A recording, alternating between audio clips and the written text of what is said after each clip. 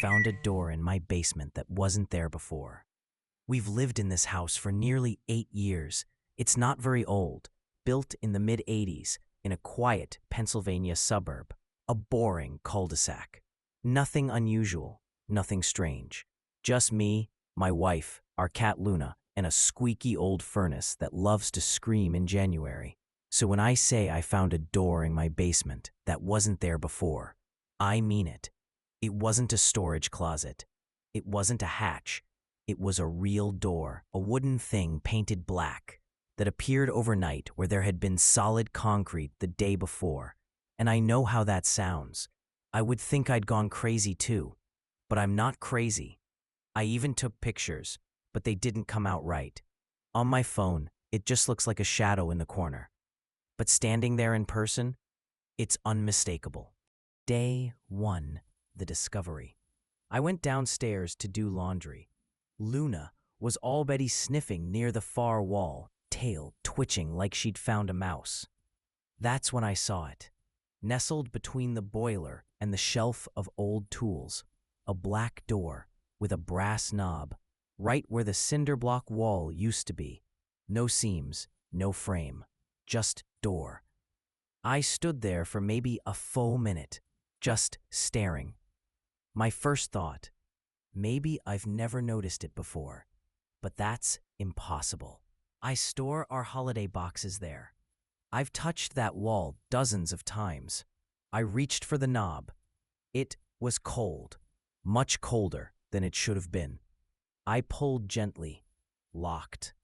Day 2, the sound. I didn't tell my wife.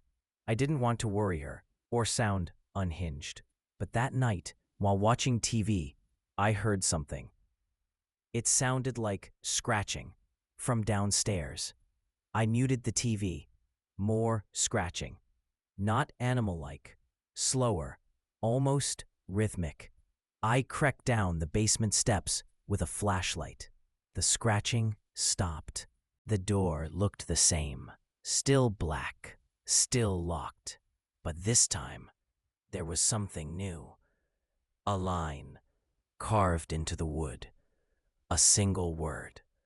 Knock. Day 3, the knock. I couldn't sleep. I kept replaying that word. Knock. Knock on what? Knock for what?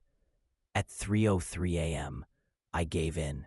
I got out of bed, crept downstairs, and stood in front of the door. Luna followed, but stopped halfway down, ears flattened, letting out a low growl. I lifted my hand, hesitated, then knocked. 3 times. Nothing. I exhaled. Stupid. Just an old house and a brain wired for horror movies. I turned to go back upstairs, then froze. The door answered. From the other side. Day 4. The whisper. I didn't go down all day. I avoided it, even when I heard faint thumping from below. At night, I locked the basement door. My wife asked what was up.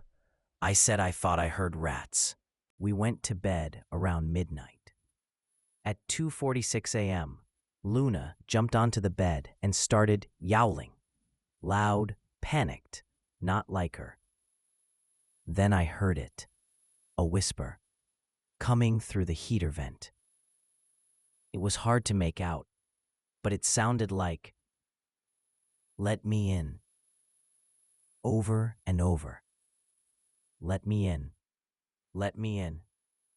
Let me. I slammed the vent shut. The whisper stopped. Luna hasn't gone near the basement since. Day 5. The key. I called out of work. Pretended I had a fever. I had to know what was behind that door. I grabbed a crowbar, a flashlight, and my nerve and headed down. The door had changed. Now there were 3 words carved into it. You found me. That's when I noticed it. A small, rusted key dangling from a nail just above the doorframe. It hadn't been there before. I held it for a long time. Eventually, I gave in. I unlocked the door and opened it. It wasn't a room. It was a hallway. Pitch black. No end in sight. No light reached past the doorway. Even when I shined my flashlight inside, it just got swallowed, like the darkness itself was alive. I slammed the door shut, locked it, nailed it shut, duct taped it, blocked it with furniture. I didn't care how stupid it looked.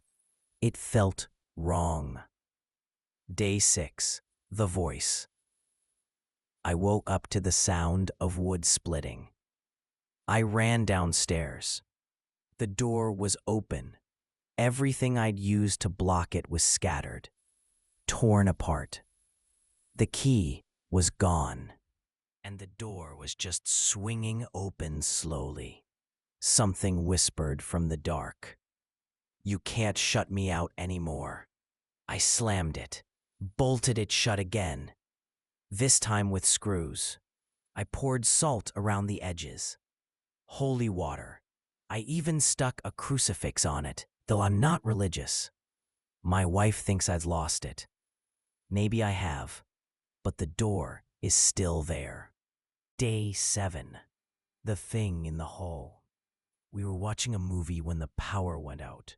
All at once. TV, lights, everything. The silence was deafening. Then, from the hallway, footsteps. Slow, deliberate. I grabbed a flashlight. The batteries were dead. My phone? Frozen, screen black. We sat in the dark, breath held. Then, a voice from behind the basement door. But now it sounded closer, like it had climbed the stairs, like it was inside the house. "I remember your name now," my wife screamed. I rushed to the door. It was still shut, but something was on the other side, breathing. Day 8, the disappearance. I came home from getting groceries. My wife was gone. Luna was cowering behind the fridge. I called my wife's phone, straight to voicemail. Called her sister, nothing. That's when I saw it. A trail of wet footprints leading from the basement door all the way to our bedroom. The door was ajar. Inside, nothing. Just her phone, still recording audio. The last thing on it, a knock. Then the whisper. Got her. Today, the final entry. I've moved out. I left everything. I don't know where she is. The police are useless. They think she just ran off. I showed them the door. They said it was an unfinished storage room, but when I asked them to walk inside, they refused. One officer threw up. The other started crying. They left, told me to get therapy. I think the house is empty now, but I still hear from it. Every night at 3:03 a.m., my phone buzzes. No number, just a voice message. Same voice, always whispering. You opened the door. Now we all can come through.